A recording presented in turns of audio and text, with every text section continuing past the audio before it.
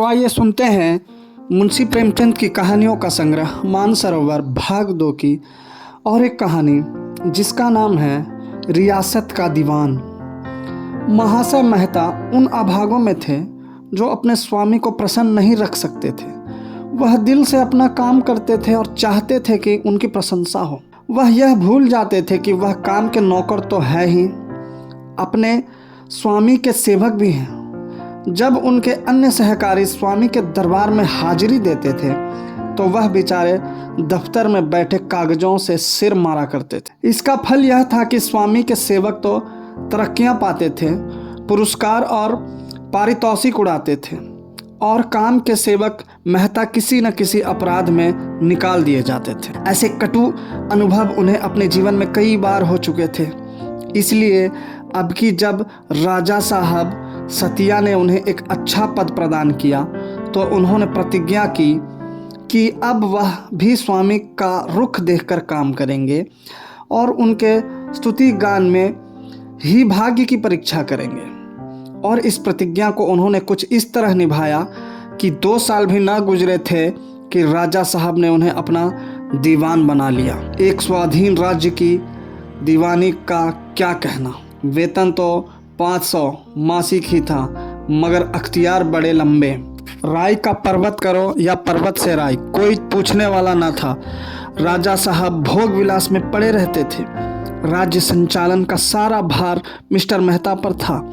रियासत के सभी अमले और कर्मचारी दंडवत करते, बड़े बड़े रईस नजराने देते, यहाँ तक कि रानियां भी उनकी खुशामद करती। राजा साहब उग्र प्रकृति के मनुष्य थे, जैसे प्रायः राजा होते हैं। दुर्बलों के सामने शेर, सबलों के सामने भीगी बिल्ली। कभी मिस्टर मेहता को डांट फटकार भी बताते, पर मेहता ने अपनी सफाई में एक शब्द भी मुंह से निकालने की कसम खा ली थी। सिर झुकाकर सुन लेते। राजा साहब की क्रोधाग्नि ईंधन न पाकर शांत हो जाती। गर्मियों के दिन थे, पॉलिटिकल एजेंट का दौरा था। राज्य में उनके स्वागत की तैयारियां हो रही थी। राजा साहब ने मेहता को बुलाकर कहा, मैं चाहता हूँ साहब बहादुर यहाँ से मेरा कलमा पढ़ते हुए जाएं। मेहता ने सिर झुकाकर विनीत भाव से कहा, चेष्टा तो ऐसी ही कर रहा हूँ अन्नदाता। चेष्टा तो सभी करते हैं, मगर वह चेष्टा कभी सफल नहीं होती। मैं चाहता हूँ तुम दृढ़ता के साथ कहो, ऐसा ही होगा, ऐसा ही होगा। रुपये की परवाह मत करो, जो हुक्म, कोई शिकायत ना आए, वरना तुम जानोगे। वह हुजूर को धन्यवाद देते जाए तो सही। हाँ, मैं यही चाहता हूँ। जान लड़ा दूंगा दीन बंधु, अब मुझे संतोष है। इधर तो पॉलिटिकल एजेंट का आगमन था, उधर मेहता का लड़का जय कृष्ण गर्मियों की छुट्टियां मनाने माता पिता के पास आया। किसी विश्वविद्यालय में पढ़ता था। एक बार 1932 में कोई उग्र भाषण करने के जुर्म में 6 महीने की सजा काट चुका था। मिस्टर मेहता की नियुक्ति के बाद जब वह पहली बार आया था तो राजा साहब ने उसे खास तौर पर बुलाया था और उससे जी खोलकर बातें की थी। उसे अपने साथ शिकार खेलने ले गए थे और नित्य उसके साथ टेनिस खेला करते थे। जय कृष्ण पर राजा साहब के साम्यवादी विचारों का बड़ा प्रभाव पड़ा था। उसे ज्ञात हुआ कि राजा साहब केवल देशभक्ति नहीं, क्रांति के समर्थक भी हैं। रूस और फ्रांस की क्रांति पर दोनों में खूब बहस हुई थी, लेकिन अब की यहाँ उसने कुछ और ही रंग देखा। रियासत के हर एक किसान और जमींदार से जबरन चंदा वसूल किया जा रहा था। पुलिस गांव-गांव चंदा उगाहती फिरती थी। रकम दीवान साहब नियत करते थे, वसूल करना पुलिस का काम था। फरियाद की कहीं सुनवाई न थी। चारों ओर त्राही त्राही मची हुई थी। हजारों मजदूर सरकारी इमारतों की सफाई, सजावट और सड़कों की मरम्मत में बेगार कर रहे थे। बनिया से डंडों के जोर से रसद जमा की जा रही थी। जय कृष्ण को आश्चर्य हो रहा था कि यह क्या हो रहा है। राजा साहब के विचार और व्यवहार में इतना अंतर कैसे हो गया। कहीं ऐसा तो नहीं है कि महाराज को इन अत्याचारों की खबर ही ना हो, या उन्होंने जिन तैयारियों का हुक्म दिया हो उनकी तामील में कर्मचारियों ने अपनी कारगुजारी की धुन में यह अनर्थ कर डाला हो। रात भर तो उसने किसी तरह जब्त किया। प्रातःकाल उसने मेहता जी से पूछा, आपने राजा साहब को इन अत्याचारों की सूचना नहीं दी। मेहता जी को स्वयं इस अनीति से ग्लानि हो रही थी। वह स्वभावतः दयालु मनुष्य थे, लेकिन परिस्थितियों ने उन्हें अशक्त कर रखा था। दुखित स्वर में बोले, राजा साहब का यही हुक्म है तो क्या किया जाए। तो आपको ऐसी दशा में अलग हो जाना चाहिए था। आप जानते हैं यह जो कुछ हो रहा है उसकी सारी जिम्मेदारी आपके सिर लादी जा रही है। प्रजा आप ही को अपराधी समझती है। मैं मजबूर हूँ। मैंने कर्मचारियों से बार बार संकेत किया कि यथासाध्य किसी पर सख्ती न की जाए, लेकिन हर एक स्थान पर मैं मौजूद तो नहीं रह सकता। अगर प्रत्यक्ष रूप से हस्तक्षेप करूं तो शायद कर्मचारी लोग महाराज से मेरी शिकायत कर दें। ये लोग ऐसे ही अफसरों की ताक में तो रहते हैं। इन्हें तो जनता को लूटने का कोई बहाना चाहिए। जितना सरकारी कोष में जमा करते हैं उससे ज़्यादा अपने घर में रख लेते हैं। मैं कुछ नहीं कर सकता। जय कृष्ण ने उत्तेजित होकर कहा, तो आप इस्तीफा क्यों नहीं दे देते। मेहता लज्जित होकर बोले, बेशक मेरे लिए मुनासिब तो यही था, लेकिन जीवन में इतने धक्के खा चुका हूँ कि अब और सहने की शक्ति नहीं रही। यह निश्चय है कि नौकरी करके मैं अपने को बेदाग नहीं रख सकता। धर्म और अधर्म, सेवा और परामर्श के झमेले में पड़कर मैंने बहुत ठोकरें खाई। मैंने देख लिया कि दुनिया दुनियादारों के लिए है जो अवसर और काल देखकर काम करते हैं। सिद्धांतवादियों के लिए यह अनुकूल स्थान नहीं है। जय कृष्ण ने तिरस्कार भरे स्वर में पूछा, मैं राजा साहब के पास जाऊं? क्या तुम समझते हो राजा साहब से ये बात छिपी है? संभव है प्रजा की दुख कथा सुनकर उन्हें कुछ दया आए। मिस्टर मेहता को इसमें क्या आपत्ति हो सकती थी? वह तो खुद चाहते थे कि किसी तरह अन्याय का बोझ उनके सिर से उतर जाए। हाँ, यह भय अवश्य था कि कहीं जय कृष्ण की सत्य प्रेरणा उनके लिए हानिकारक न हो और कहीं उन्हें इस सम्मान और अधिकार से हाथ न धोना पड़े। बोले, यह ख्याल रखना कि तुम्हारे मुंह से कोई ऐसी बात न निकल जाए जो महाराज को अप्रसन्न कर दे। जय कृष्ण ने उन्हें आश्वासन दिया कि वह ऐसी कोई बात न करेगा।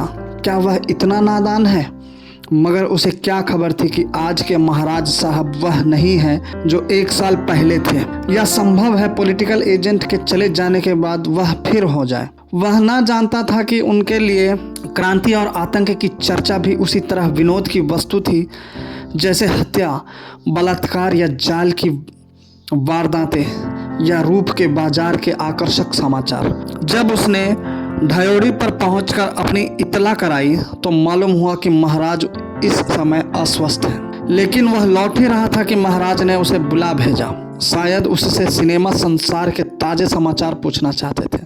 उसके सलाम पर मुस्कुरा कर बोले, तुम खूब आए भाई। कहो, एमसीसी का मैच देखा या नहीं? मैं तो इन बखेड़ों में ऐसा फंसा कि जाने की नौबत नहीं आई। अब तो यही दुआ कर रहा हूँ कि किसी तरह एजेंट साहब खुश रुखसत हो जाए। मैंने जो भाषण लिखवाया है वह जरा तुम भी देख लो। मैं इन राष्ट्रीय आंदोलनों की खूब खबर ली है। हरिजनों द्वार पर भी छींटे उड़ा दिए हैं। जय कृष्ण ने अपने आवेश को दबाकर कहा, राष्ट्रीय आंदोलनों की आपने खबर ली, यह अच्छा किया, लेकिन हरिजनों द्वार को तो सरकार भी पसंद करती है। इसलिए उसने महात्मा गांधी को रिहा कर दिया और जेल में भी उन्हें इस आंदोलन के संबंध में लिखने, पढ़ने और मिलने जुलने की पूरी स्वाधीनता दे रखी थी। राजा साहब ने तात्विक मुस्कान के साथ कहा, तुम जानते नहीं हो, यह सब प्रदर्शन मात्रा है। दिल में सरकार समझती है कि यह भी राजनैतिक आंदोलन है। वह इस रहस्य को बड़े ध्यान से देख रही है। लाए लटी में जितना प्रदर्शन करो, चाहे वह औचित्य की सीमा के पार ही क्यों ना हो जाए, उसका रंग चोखा ही होता है। उसी तरह जैसे कवियों की विरुद्धावली से हम फूल उठते हैं, चाहे वह हास्यास्पद ही क्यों न हो। हम ऐसे कवि को खुशामदी समझे, अहमक भी समझ सकते हैं, पर उससे अप्रसन्न नहीं हो सकते। वह हमें जितना ही ऊंचा उठाता है उतना ही वह हमारी दृष्टि में ऊंचा उठता जाता है। राजा साहब ने अपने भाषण की एक प्रति मेज के दराज से निकालकर जयकृष्ण के सामने रख दी, पर जयकृष्ण के लिए इस भाषण में अब कोई आकर्षण न था। अगर वह सभा चतुर होता तो जाहिरदारी के लिए ही इस भाषण को बड़े ध्यान से पढ़ता, उसके शब्द विन्यास और भावोत्कर्ष कर प्रशंसा करता और आपकी तुलना महाराज बीकानेर या पटियाला के भाषणों से करता। पर अभी वह दरबारी दुनिया की रीति नीति से अनभिज्ञ था। जिस चीज़ को बुरा समझता था उसे बुरा कहता था और जिस चीज़ को अच्छा समझता था उसे अच्छा कहता था। बुरे को अच्छा, अच्छे को बुरा करना अभी उसे न आया था।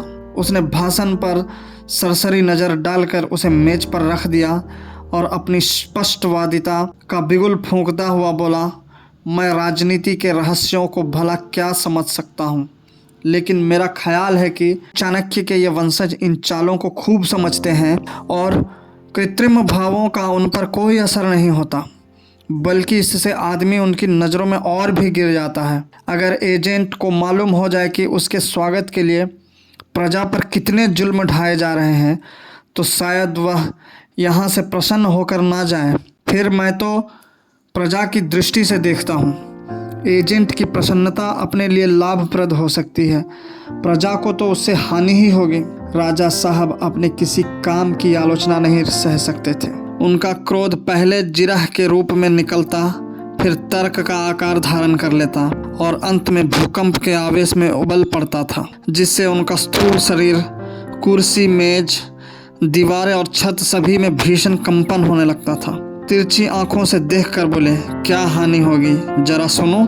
जयकृष्ण समझ गया कि क्रोध की मशीन गन चक्कर में है और घातक विस्फोट होने ही वाला है। संभल कर बोला, इसे आप मुझसे ज़्यादा समझ सकते हैं। नहीं, मेरी बुद्धि इतनी प्रखर नहीं है, आप बुरा मान जाएंगे। क्या तुम समझते हो मैं बारूद का ढेर हूँ?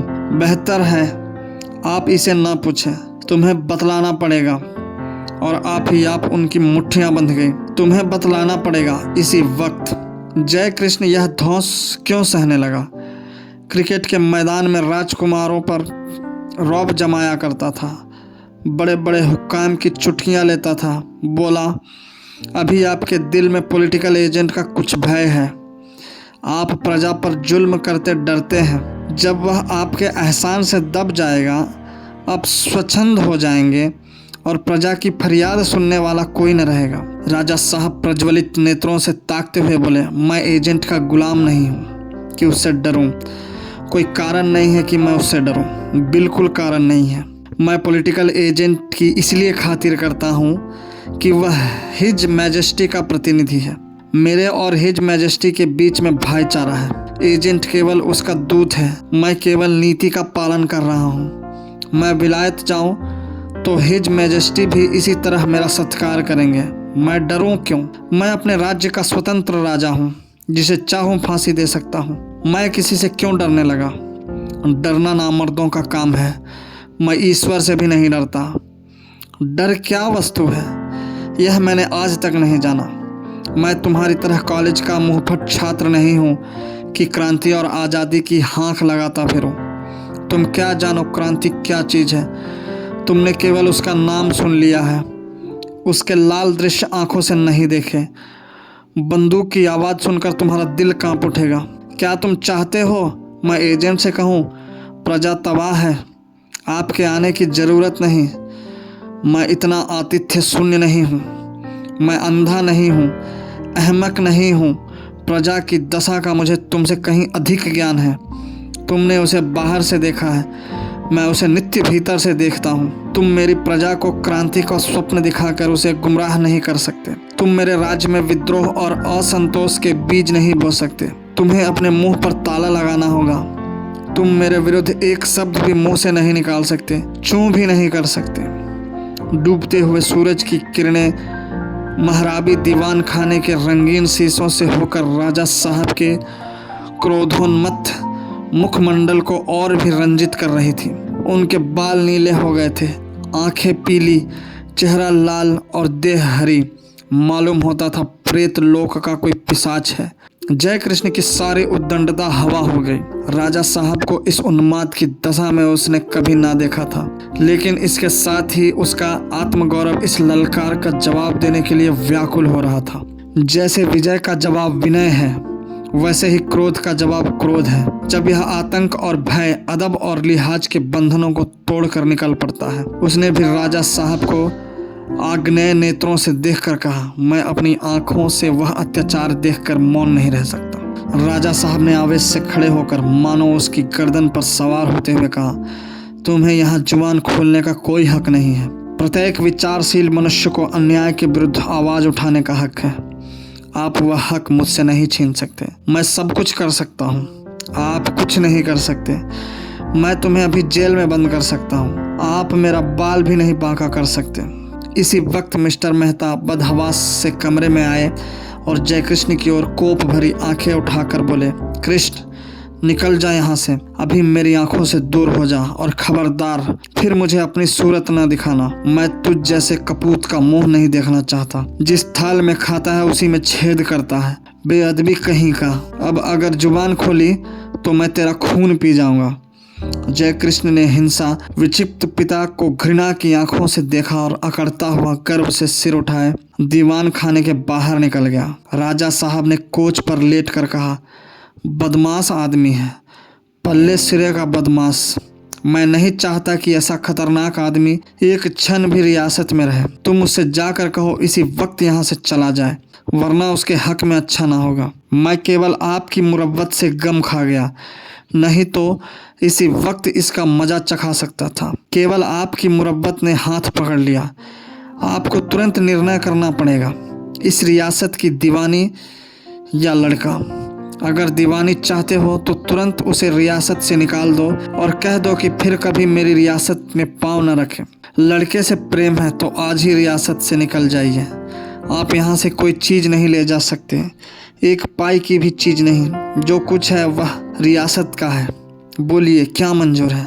मिस्टर मेहता ने क्रोध के आवेश में जयकृष्ण को डांट तो बतलाई थी, पर वह न समझे थे कि मामला इतना लंबा खींचेगा। एक क्षण के लिए वह सन्नाटे में आ गए, सिर झुकाकर परिस्थिति पर विचार करने लगे। राजा उन्हें मिट्टी में मिला सकता है, वह यहाँ बिल्कुल बेबस है। कोई उनका साथी नहीं, कोई उनकी फरियाद सुनने वाला नहीं। राजा उन्हें भिखारी बनाकर छोड़ देगा। इस अपमान के साथ निकाले जाने की कल्पना करके वह कांप उठे। रियासत में उनके बैरियों की कमी न थी। सब के सब मुसलों ढोल बजाएंगे। जो आज उनके सामने भीगी बिल्ली बने हुए हैं, कल शेरों की तरह गुर्राएंगे। फिर इस उम्र में अब उन्हें नौकर ही कौन रखेगा।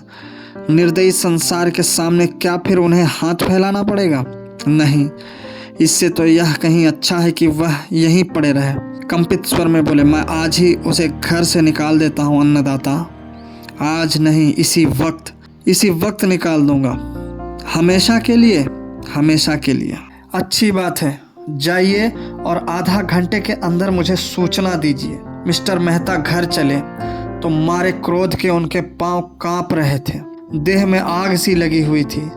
इस लौंडे के कारण आज उन्हें कितना अपमान सहना पड़ा। गधा चला है अपने साम्यवाद का राग अलापने। अब बच्चा को मालूम होगा जवान पर लगाम न रखने का क्या नतीजा होता है। मैं क्यों उसके पीछे गली गली ठोकरे खाऊं? हाँ, मुझे यह पद और सम्मान प्यारा है। क्यों ना प्यारा हो, इसके लिए बरसों एड़ियाँ रगड़ी है, अपना खून और पसीना एक किया है। यह अन्याय बुरा जरूर लगता है, लेकिन बुरी लगने की यही एक बात तो नहीं है, और हजारों बातें भी तो बुरी लगती है। जब किसी बात का उपाय मेरे पास नहीं है तो इस मामले के पीछे क्यों अपनी जिंदगी खराब करूं? उन्होंने घर आते पुकारा, जय कृष्ण। सुनीता ने कहा, जय कृष्ण तो तुमसे पहले ही राजा साहब के पास गया था, तब से यहाँ कब आया? अब तक नहीं आया? वह तो मुझसे पहले ही चल चुका था। वह फिर बाहर आए और नौकरों से पूछना शुरू किया। अब भी उसका पता न था, मारे डर के कहीं छिप रहा होगा, और राजा ने आधा घंटे में इत्तिला देने का हुक्म दिया है। यह लौंडा ना जाने क्या करने पर लगा हुआ है। आप तो जाएगा ही, मुझे भी अपने साथ ले डूबेगा। सहसा एक सिपाही ने एक पुर्जा लाकर उनके हाथ में रख दिया। अच्छा, यह तो जयकृष्ण की लिखावट है। क्या कहा है, इस दुर्दशा के बाद मैं इस रियासत में एक क्षण भी नहीं रह सकता। मैं जाता हूँ। आपको अपना पद और मान अपनी आत्मा से ज़्यादा प्रिय है। आप खुशी से उसका उपभोग कीजिए, फिर आपको तकलीफ देने ना आऊँगा। अम्मा से मेरा प्रणाम कहिएगा। मेहता ने पुर्जा लाकर सुनीता को दिखाया और खिन्न होकर बोले, इसे ना जाने कब समझ आएगी, लेकिन बहुत अच्छा हुआ। अब लाला को मालूम होगा दुनिया में किस तरह रहना चाहिए। बिना ठोकरें खाए आदमी की आंखें नहीं खुलती। मैं ऐसे तमाशे बहुत खेल चुका, अब इस खुराफात के पीछे अपना शेष जीवन नहीं बर्बाद करना चाहता। और तुरंत राजा को सूचना देने चले। दम के दम में सारी रियासत में यह समाचार फैल गया। जय कृष्ण अपने शील स्वभाव के कारण जनता में बड़ा प्रिय था। लोग बाजारों और चौराहों पर खड़े हो कर इस कांड पर आलोचना करने लगे। अजी वह आदमी नहीं था भाई, उसे किसी देवता का अवतार समझो। महाराज के पास जाकर बेधड़क बोला, अभी बेकार बंद कीजिए वरना शहर में हंगामा हो जाएगा। राजा साहब की तो जुबान बंद हो गई। बंगले झांकने लगे। शेर है शेर, उम्र तो कुछ नहीं पर आफत का परवाना है। और वह यह बेकार शब्द बंद करा के रहता हमेशा के लिए। राजा साहब को भागने की राह न मिलती। सुना घिघियाने लगे। मुद्दा इसी बीच में दीवान साहब पहुंच गए और उसे देश निकाले का हुक्म दे दिया। यह हुक्म सुनकर उसकी आंखों में खून उतर आया था, लेकिन बाप का अपमान न किया। ऐसे बाप को तो गोली मार देनी चाहिए, बाप है या दुश्मन। वह कुछ भी हो, है तो बाप ही। सुनीता सारे दिन बैठी रोती रही, जैसे कोई उसके कलेजे में बछरियां चुभा रहा था। बेचारा न जाने कहीं चला गया, अभी जलपान तक न किया था। चूल्हे में जाए ऐसा भोग विलास जिसके पीछे उसे बेटे को त्यागना पड़े। हृदय में ऐसा उद्वेग उठा कि इसी दंपति और घर को छोड़कर रियासत से निकल जाए। जहां ऐसे नर पिशाचों का राज्य है, उन्हें अपनी दीवानी प्यारी है, उसे लेकर रहे। वह अपने पुत्र के साथ उपवास करेगी, पर उसे आंखों से देखती तो रहेगी। एकाएक वह उठकर महारानी के पास चली। वह उनसे फरियाद करेगी। उन्हें भी ईश्वर ने बालक दिए हैं, उन्हें क्या एक अभागिन माता पर दया न आएगी? इसके पहले कि वह कई बार महारानी के दर्शन कर चुकी थी, उसका मुरझाया हुआ मन आशा से लहलहा उठा। लेकिन रनिवास में पहुंची तो देखा कि महारानी के तेवर भी बदले हुए हैं। उसे देखते ही बोली, तुम्हारा लड़का उज्जड़ है, जरा भी अदब नहीं। किससे किस तरह बात करनी चाहिए इसका जरा भी सलीका नहीं। न जाने विश्वविद्यालय में क्या पढ़ा करता है। आज महाराज से उलझ उठा, आज महाराज से उलझ बैठा। कहता था कि बेगार बंद कर दीजिए और एजेंट साहब के स्वागत सत्कार की कोई तैयारी न कीजिए। इतनी समझ भी उसे नहीं है कि इस तरह कोई राजा कितने घंटे गद्दी पर रह सकता है। एजेंट बहुत बड़ा अफसर ना सही, लेकिन है तो बादशाह का प्रतिनिधि। उसका आदर सत्कार करना तो हमारा धर्म है। फिर ये बेगार किस दिन काम आएंगे? उन्हें रियासत से जागीरें मिली हुई हैं, किस दिन के लिए? प्रजा में विद्रोह की आग भड़काना कोई भले आदमी का काम है? जिस पीतल में खाओ उसी में छेद करो। महाराज ने दीवान साहब का मुलाहजा किया, नहीं तो उसे हिरासत में डलवा देते। अब बच्चा नहीं है, खासा 5 हाथ का जवान है, सब कुछ देखता और समझता है। हम हाकिमों से बैर करें तो कितने दिन निर्वाह हो? उसका क्या बिगड़ता है? कहीं 150 की चाकरी पा जाएगा, यहाँ तो करोड़ों की रियासत बर्बाद हो जाएगी। सुनीता ने आंचल खिसका कर कहा, महारानी बहुत सत्य कहती है, पर अब तो उसका अपराध क्षमा कीजिए। बेचारा लज्जा और भय के मारे घर नहीं गया, न जाने किधर चला गया। हमारे जीवन का यही एक अवलंब है महारानी, हम दोनों रो रो कर मर जाएंगे। आंचल फैलाकर आपसे भीख मांगती हूँ, उसको क्षमा दान दीजिए। माता के हृदय को आपसे ज़्यादा और कौन समझेगा? आप महाराज से सिफारिश कर दें। महारानी ने अपनी बड़ी बड़ी आंखों से उसकी ओर देखा, मानो वह कोई बड़ी बड़ी अनोखी बात कह रही हो, और अपने रंगे हुए होठों पर अशुद्धि से जगमगाती हुई उंगली रखकर बोली, क्या कहती हो सुनीता देवी? उस युवक की महाराज से सिफारिश करूं जो हमारी जड़ खोदने पर तुला हुआ है? आस्तीन में सांप पालूं? तुम किस मुंह से ऐसी बात कहती हो? और महाराज मुझे क्या कहेंगे? ना, मैं इसके बीच में ना पड़ेंगी। उसने जो बीज बोए हैं उनका वह फल खाए। मेरा लड़का ऐसा नालायक होता तो उसका मुंह ना देखती, और तुम ऐसे बेटे की सिफारिश करती हो? सुनीता ने आंखों में आंसू भरकर कहा, महारानी ऐसी बात आपके मुंह से शोभा नहीं देती। महारानी मसनद टेक कर उठ बैठी और तिरस्कार के स्वर में बोली, अगर तुमने सोचा था कि मैं तुम्हारे आंसू पोंछूंगी तो तुमने भूल की। हमारे द्रोही की सिफारिश लेकर हमारे ही पास आना, इसके सिवा और क्या है कि तुम उसके अपराध को बाल क्रीड़ा समझ रही हो। अगर तुमने उसके अपराध की भीषणता का ठीक अनुमान किया होता तो मेरे पास कभी ना आती। जिसके रियासत का नमक खाया है वह रियासत के द्रोहों की पीठ सहलाए, वह स्वयं राजद्रोही है। इसके सिवा और क्या कहूँ। सुनीता भी कर्म हो गई। पुत्र स्नेह मयान के बाहर निकल आया। बोली, राजा का कर्तव्य केवल अपने अफसरों को प्रसन्न करना नहीं है, प्रजा को पालने की जिम्मेदारी से कहीं बढ़कर है। उसी समय महाराज ने कमरे में कदम रखा। रानी ने उठकर स्वागत किया और सुनीता सिर झुकाए निष्पंद खड़ी रह गई। राजा ने व्यंग्यपूर्ण मुस्कान के साथ पूछा, वह कौन महिला तुम्हें राजा के कर्तव्य का उपदेश दे रही थी? रानी ने सुनीता की ओर आंख मारकर कहा, यह दीवान साहब की धर्म पत्नी है। राजा साहब की त्योरियां चढ़ गई। होंठ चबाकर बोले, जब माँ ऐसी पैनी छुरी है तो लड़का क्यों न जहर का बुझाया हुआ है। देवी जी, मैं तुमसे यह शिक्षा नहीं लेना चाहता कि राजा का अपनी प्रजा के साथ क्या धर्म है। यह शिक्षा मुझे कई पीढ़ियों से मिलती चली आई है। बेहतर हो कि तुम किसी से यह शिक्षा प्राप्त कर लो कि स्वामी के प्रति उसके सेवक का क्या धर्म है और जो नमक हराम है उसके साथ स्वामी को कैसा व्यवहार करना चाहिए। यह कहते हुए राजा साहब उसी उन्माद की दशा में बाहर चले गए। मिस्टर मेहता घर जा रहे थे कि राजा साहब ने कठोर स्वर में पुकारा, सुनिए मिस्टर मेहता, आपके सपूत तो विदा हो गए, लेकिन मुझे अभी मालूम हुआ कि आपकी देवी जी राजद्रोह के मैदान में उनसे भी 2 कदम आगे हैं। बल्कि मैं तो कहूँगा वह केवल रिकॉर्ड है जिसमें देवी जी की आवाज़ ही बोल रही है। मैं नहीं चाहता कि जो व्यक्ति रियासत का संचालक हो उसके साए में रियासत के विद्रोहियों को आश्रय मिले। आप खुद इस दोष से मुक्त नहीं हो सकते। वह हरगिज मेरा अन्याय ना होगा यदि मैं यह अनुमान कर लूं कि आप ही ने यह मंत्र फूंका है। मिस्टर मेहता अपनी स्वामी भक्ति पर यह आरोप न सह सके। व्यथित कंठ से बोले, यह तो मैं किस जुबान से कहूँ कि दीन बंधु इस विषय में मेरे साथ अन्याय कर रहे हैं, लेकिन मैं स्वर्थन निर्दोष हूँ और मुझे यह देखकर दुख होता है कि मेरी वफादारी पर यूं संदेह किया जा रहा है। वफादारी केवल शब्दों से नहीं होती।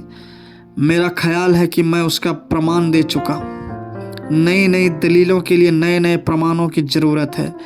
आपके पुत्र के लिए जो दंड विधान था वह आपकी स्त्री के लिए भी है। मैं इसमें किसी भी तरह का उज्र नहीं चाहता और इसी वक्त इस हुक्म की तामील होनी चाहिए। लेकिन दीनानाथ, मैं एक शब्द भी नहीं सुनना चाहता। मुझे कुछ निवेदन करने की आज्ञा ना मिलेगी? बिल्कुल नहीं, यह मेरा आखिरी हुक्म है। मिस्टर मेहता वहां से चले तो उन्हें सुनीता पर बेहद गुस्सा आ रहा था। इन सभी को ना जाने क्यों सनक सवार हो गई। जय कृष्ण तो खैर बालक है, बेसमझ है, इस बुढ़िया को क्या सूझी। ना जाने रानी साहब से जाकर क्या कह आई। किसी को मुझसे हमदर्दी नहीं, सब अपनी धुन में मस्त है। किस मुसीबत से मैं अपनी जिंदगी के दिन काट रहा हूँ यह कोई नहीं समझता। कितनी निराशा और विपत्तियों के बाद यहाँ जरा निश्चिंत हुआ था कि इन सभी ने यह नया तूफान खड़ा कर दिया। न्याय और सत्य का ठेका क्या इन्हीं ने लिया है? यहाँ भी वही हो रहा है जो सारी दुनिया में हो रहा है। कोई नई बात नहीं है। संसार में दुर्बल और दरिद्र होना पाप है। इसकी सजा से कोई बच ही नहीं सकता। बाज कबूतर पर कभी दया नहीं करता। सत्य और न्याय का समर्थन मनुष्य की सज्जनता और सभ्यता का एक अंग है। बेशक इससे कोई इनकार नहीं कर सकता, लेकिन जिस तरह और सभी प्राणी केवल मुख से इसका समर्थन करते हैं, क्या उसी तरह हम भी नहीं कर सकते? और जिन लोगों का पक्ष लिया जाए वे भी तो कुछ इसका महत्व समझें। आज राजा साहब इन्हीं बेगारों से जरा हंसकर बातें करें तो वे अपने सारे दुख भूल जाएंगे और उल्टे हमारे ही शत्रु बन जाएंगे। शायद सुनीता महारानी के पास जाकर अपने दिल का बुखार निकाल आई है। गधी यह नहीं समझती कि दुनिया में किसी तरह मान मर्यादा का निर्वाह करते हुए जिंदगी काट लेना ही हमारा धर्म है। अगर भाग्य में यश और कीर्ति बदी होती तो इस तरह दूसरों की गुलामी क्यों करते? लेकिन समस्या यह है कि इसे भेजो कहाँ? मायके में कोई है नहीं, मेरे घर में कोई है नहीं। ओह, अब मैं इस चिंता में कहाँ तक मरूं। जहाँ जी चाहे जाए, जैसा किया है वैसा भोगे। वह इसी क्षोभ और ग्लानि की दशा में घर में गए और सुनीता से बोले, आखिर तुम्हें भी वही पागलपन सूझा जो लौंडे को सूझा था। मैं कहता हूँ आखिर तुम्हें कभी समझ आएगी या नहीं? क्या सारे संसार के सुधार का बीड़ा हम ही ने उठाया है? कौन राजा ऐसा है जो अपनी प्रजा पर जुल्म नहीं करता, उनके स्वत्वों का अपहरण न करता हो? राजा ही क्यों, हम तुम सभी तो दूसरों पर अन्याय कर रहे हैं। तुम्हें क्या हक है कि तुम दर्जनों खिदमतगार रखो और उन्हें जरा जरा सी बात पर सजा दो? न्याय और सत्य निरर्थक शब्द हैं जिनकी उपयोगिता इसके सिवा और कुछ नहीं कि बुद्धुओं की गर्दन मारी जाए और समझदारों की वाह वाह हो। तुम और तुम्हारा लड़का उन्हीं बुद्धुओं में है और इसका दंड तुम्हें भोगना पड़ेगा।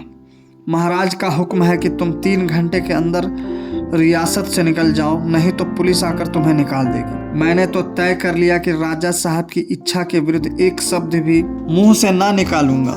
न्याय का पक्ष लेकर देख लिया है, हैरानी और अपमान के सिवा और कुछ हाथ ना आया। जिनकी हिमायत की थी वह आज भी उसी दशा में है, बल्कि उससे भी और बदतर। मैं साफ कहता हूँ कि मैं तुम्हारी उद्दंडताओं का तावान देने के लिए तैयार नहीं।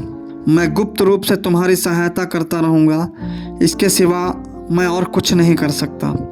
सुनीता ने गर्व के साथ कहा, मुझे तुम्हारी सहायता की जरूरत नहीं। कहीं भेद खुल जाए तो दीन बंधु तुम्हारे ऊपर कोप का वज्र गिरा दें। तुम्हें अपना पद और सम्मान प्यारा है, उसका आनंद से उपभोग करो। मेरा लड़का और कुछ न कर सकेगा तो पाव भर आटा तो कमा ही लाएगा। मैं भी देखूंगी कि तुम्हारी स्वामी भक्ति कब तक निभती है और कब तक तुम अपनी आत्मा की हत्या करते हो। मेहता ने तिलमिला कर कहा, क्या तुम चाहती हो कि फिर उसी तरह चारों तरफ ठोकरें खाता फिरूं? सुनीता ने घाव पर नमक छिड़का नहीं, कदापि नहीं। अब तक तो मैं समझती थी तुम्हें ठोकरें खाने में मजा आता है तथा पद और अधिकार से भी मूल्यवान कोई वस्तु तुम्हारे पास है जिसकी रक्षा के लिए तुम ठोकरें खाना अच्छा समझते हो। अब मालूम हुआ तुम्हें अपना पद अपनी आत्मा से भी प्रिय है। फिर क्यों ठोकरें खाओ, मगर कभी कभी अपना कुशल समाचार तो भेजते रहोगे या राजा साहब की आज्ञा लेनी पड़ेगी? राजा साहब इतने न्याय शून्य है कि मेरे पत्र व्यवहार में रोक टोक करें?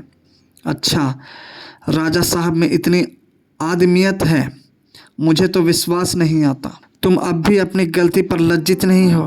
मैंने कोई गलती नहीं की। मैं तो ईश्वर से चाहती हूँ कि जो मैंने आज किया वह बार बार करने का मुझे अवसर मिले। मेहता ने अरुचि के साथ पूछा, तुमने कहाँ जाने का इरादा किया है? जहन्नुम में। गलती आप करती हो, गुस्सा मुझ पर उतारती हो। मैं तुम्हें इतना निर्लज न समझती थी। मैं भी इसी शब्द का तुम्हारे लिए प्रयोग कर सकता हूँ, केवल मुख से, मन से नहीं। मिस्टर मेहता लज्जित हो गए। जब सुनीता की विदाई का समय आया तो स्त्री पुरुष दोनों खूब रोए और एक तरह से सुनीता ने अपनी भूल स्वीकार कर ली। वास्तव में इन बेकारी के दिनों में मेहता ने जो कुछ किया वही उचित था। बेचारे कहाँ मारे मारे फिरते। पॉलिटिकल एजेंट साहब पधारे और कई दिनों तक खूब दावतें खाई और खूब शिकार खेला। राजा साहब ने उनकी तारीफ की, उन्होंने राजा साहब की तारीफ की। राजा साहब ने उन्हें अपनी लॉयल्टी का विश्वास दिलाया। उन्होंने सतिया राज्य को आदर्श कहा और राजा साहब को न्याय और सेवा का अवतार स्वीकार किया और 3 दिन में रियासत को 2.5 लाख की चपत देकर विदा हो गए। मिस्टर मेहता का दिमाग आसमान पर था। सभी उनकी कारगुजारी की प्रशंसा कर रहे थे। एजेंट साहब तो उनकी दक्षता पर मुग्ध हो गए। उन्हें राय साहब की उपाधि मिली और उनके अधिकारों में भी वृद्धि हुई। उन्होंने अपनी आत्मा को उठाकर ताक पर रख दिया था। उनकी यह साधना कि महाराज और एजेंट दोनों उनसे प्रसन्न रहे संपूर्ण रीति से पूरी हो गई। रियासत में ऐसा स्वामी भक्त सेवक दूसरा न था। राजा साहब अब कम से कम 3 साल के लिए निश्चिंत थे। एजेंट खुश है तो फिर किसका भय। कामुकता, लंपटता और भांति भांति के दुर्व्यसनों की लहर प्रचंड हो उठी। सुंदरियों की टोह लगाने के लिए सुराग रसानों को एक विभाग खुल गया जिसका संबंध सीधे राजा साहब से था। एक बूढ़ा खुर्राट जिसका पेशा हिमालय की परियों को फंसाकर राजाओं को लूटना था और जो इसी पेशे की बदौलत राज दरबारों में पूजा जाता था, इस विभाग का अध्यक्ष बना दिया गया। नई नई चिड़ियाँ आने लगी। भय, लोभ और सम्मान सभी अस्त्रों से शिकार खेले जाने लगा।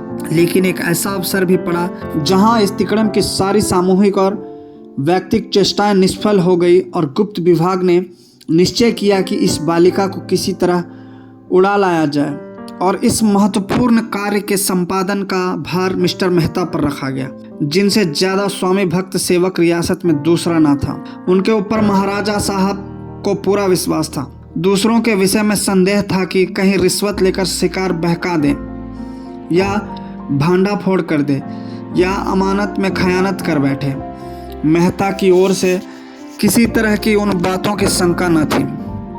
रात के 9 बजे उनकी तलबी हुई अन्नदाता ने हुजूर को याद किया। मेहता साहब ड्योढ़ी पर पहुंचे तो राजा साहब पाईबाग में टहल रहे थे।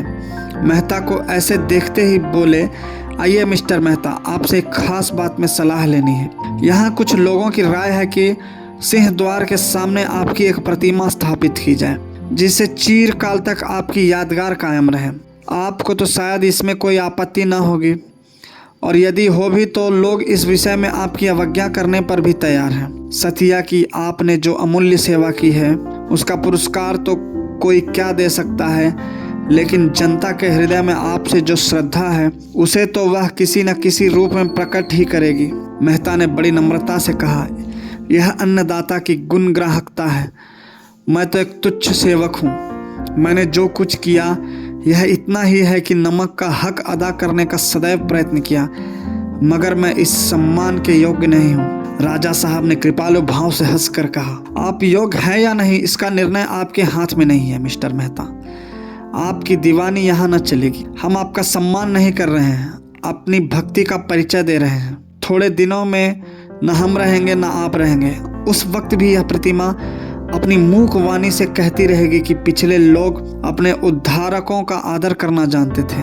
मैंने लोगों से कह दिया है कि चंदा जमा करें। एजेंट ने अबकी जो पत्र लिखा है उसमें आपको खास तौर से सलाम किया है। मेहता ने जमीन में गड़ कर कहा, यह उनकी उदारता है। मैं तो जैसा आपका सेवक हूँ वैसा ही उनका भी सेवक हूँ। राजा साहब कई मिनट तक फूलों की बहार देखते रहे, फिर इस तरह बोले मानो कोई भूली हुई बात याद आ गई हो। तहसील खास में गांव लगनपुर है, आप कभी वहां गए हैं? हाँ अन्नदाता, एक बार गया हूँ। वहाँ एक धनी साहूकार है, उसी के दीवान खाने में ठहरा था। अच्छा आदमी है। हाँ, ऊपर से बहुत अच्छा आदमी है, लेकिन अंदर से पक्का पिशाच। आपको शायद मालूम ना हो, इधर कुछ दिनों से महारानी का स्वास्थ्य बहुत बिगड़ गया है और मैं सोच रहा हूँ कि उन्हें किसी सैनिटोरियम में भेज दूँ। वहाँ सब तरह की चिंताओं एवं झंझटों से मुक्त होकर वह आराम से रह सकेंगे। लेकिन रनिवास में एक रानी का रहना लाजिमी है। अफसरों के साथ उनकी लेडियाँ भी आती हैं और भी कितने अंग्रेज मित्र लेडियों के साथ मेरे मेहमान होते रहते हैं। कभी राजे महाराजे भी रानियों के साथ आ जाते हैं। रानी के बगैर लेडियाँ का आदर सत्कार कौन करेगा? मेरे लिए यह वैयक्तिक प्रश्न नहीं, राजनैतिक समस्या है और शायद आप भी मुझसे सहमत होंगे। इसके लिए मैंने दूसरी शादी करने का इरादा कर लिया है। उस साहूकार की एक लड़की है जो कुछ दिनों अजमेर में शिक्षा पा चुकी है। मैं एक बार उस गांव से होकर निकला तो मैंने उसे अपने घर की छत पर खड़ी देखा। मेरे मन में तुरंत भावना उठी कि अगर यह रमणी रनिवास में आ जाए तो रनिवास की शोभा बढ़ जाए। मैंने महारानी की अनुमति लेकर साहूकार के पास संदेश भेजा, किंतु मेरे द्रोहियों ने उसे कुछ ऐसी पट्टी पढ़ा दी कि उसने मेरा संदेशा स्वीकार न किया। कहता है कन्या का विवाह हो चुका है। मैंने कहला भेजा, इसमें कोई हानि नहीं है, मैं तावान देने को तैयार हूँ, लेकिन वह दुष्ट बराबर इनकार किया जाता है। आप जानते हैं प्रेम असाध्य रोग है। आपको भी शायद इसका कुछ न कुछ अनुभव हो। बस यह समझ लीजिए कि जीवन निरानंद हो रहा है। नींद और आराम हराम है। भोजन से अरुचि हो गई है। अगर कुछ दिन यही हाल रहा तो समझ लीजिए कि मेरी जान पर बन जाएगी। सोते जागते वही मूर्ति आंखों के सामने नाचती रहती है। मन को समझाकर हार गया और अब विवश होकर मैंने कूटनीति से काम लेने का निश्चय किया है। प्रेम और समर में सब कुछ क्षम्य है। मैं चाहता हूँ आप थोड़े से मातवार आदमियों को लेकर जाए और उस रमणी को किसी तरह ले आए। खुशी से आए खुशी से, बल से आए बल से, इसकी चिंता नहीं। मैं अपने राज्य का मालिक हूँ। इसमें जिस वस्तु पर मेरी इच्छा हो उस पर किसी दूसरे व्यक्ति का नैतिक या सामाजिक स्वत्व नहीं हो सकता। यह समझ लीजिए कि आप ही मेरे प्राणों की रक्षा कर सकते हैं। कोई दूसरा ऐसा आदमी नहीं है जो इस काम को इतने सुचारू रूप से पूरा कर दिखाए। आपने राज्य की बड़ी बड़ी सेवाएं की है। यह उस यज्ञ की पूर्णाहुति होगी और आप जन्म जन्मांतर तक राजवंश के इष्ट देव समझे जाएंगे। मिस्टर मेहता का मरा हुआ आत्मगौरव एकाएक सचेत हो गया। जो रक्त चिरकाल से प्रवाह शून्य हो गया था उसमें सहसा उद्रेक हो उठा। त्योरियां चढ़ाकर बोले, तो आप चाहते हैं मैं उसे किडनैप करूं? राजा साहब ने उनके तेवर देखकर आग पर पानी डालते हुए कहा, कदापि नहीं मिस्टर मेहता, आप मेरे साथ घोर अन्याय कर रहे हैं। मैं आपको अपना प्रतिनिधि बनाकर भेज रहा हूँ। कार्य सिद्धि के लिए आप जिस नीति से चाहे काम ले सकते हैं, आपको पूरा अधिकार है। मिस्टर मेहता ने और भी उत्तेजित होकर कहा, मुझसे ऐसा पाजीपन नहीं हो सकता है। राजा साहब की आंखों से चिंगारियां निकलने लगी। अपने स्वामी की आज्ञा का पालन करना पाजीपन है? जो आज्ञा नीति और धर्म के विरुद्ध हो उसका पालन करना बेशक पाजीपन है। किसी स्त्री से विवाह का प्रस्ताव करना नीति और धर्म के विरुद्ध है। इसे आप विवाह कहकर विवाह शब्द को कलंकित करते हैं। यह बलात्कार है। आप अपने होश में हैं? खूब अच्छी तरह। मैं आपको धूल में मिला सकता हूँ तो आपकी गद्दी भी सलामत न रहेगी। मेरी नेकियों का यही बदला है, नमक हराम। आप अब शिष्टता की सीमा से आगे बढ़े जा रहे हैं राजा साहब। मैंने अब तक अपनी आत्मा की हत्या की है और आपके हर एक जा और बेजा हुक्म की तामील की है, लेकिन आत्म सेवा की भी एक हद होती है जिसके आगे कोई भला आदमी नहीं जा सकता। आपका यह कृत्य जघन्य है और इसमें जो व्यक्ति आपका सहायक हो वह इसी योग्य है कि उसकी गर्दन काट ली जाए। मैं ऐसी नौकरी पर लानत भेजता हूँ। यह कहकर वह घर आए और रातों रात बोरियां बक्चा समेट कर रियासत से निकल गए। मगर इसके पहले सारा वृत्तांत लिखकर उन्होंने एजेंट के पास भेज दिया। धन्यवाद।